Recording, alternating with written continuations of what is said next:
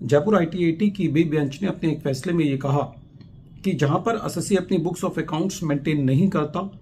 या वो books of accounts maintain करता है लेकिन उसको रिजेक्ट कर दिया जाता है, तो ऐसे केस में जो सही रिकॉर्स होता है वो ये है कि एसएससी की इनकम को एस्टिमेशन के बेसिस पर एस्टिमेट किया जाए। दूसरा, इस केस में ट्रिब्यूनल का ये कहना था कि एग्रीकल्चर के केस में कहीं पे भी लेजिस्लेचर कोई प्रिस्क्राइब बुक्स ऑफ अकाउंट्स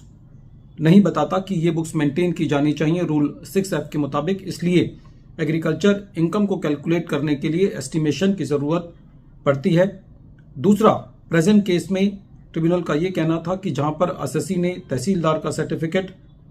खसरा गिरदवारी के रिकॉर्ड्स और पर्चा लकान रिकॉर्ड्स सबमिट किए, जिनसे ये पता चलता था कि जो एसएससी की लैंड है वो नगर निगम से 8 से 10 किलोमीटर की दूरी पर है और उसकी पॉपुलेशन जो है वो 10,000 से कम है। तो ऐसे केस में सारे फैक्ट्स को देखते हुए ये बात क्लियर है कि जो एसएससी की लैंड है वो एक रूरल एग्रीकल्चर लैंड है और उस लैंड पर एग्रीकल्चर एक्टिविटी हो रही है।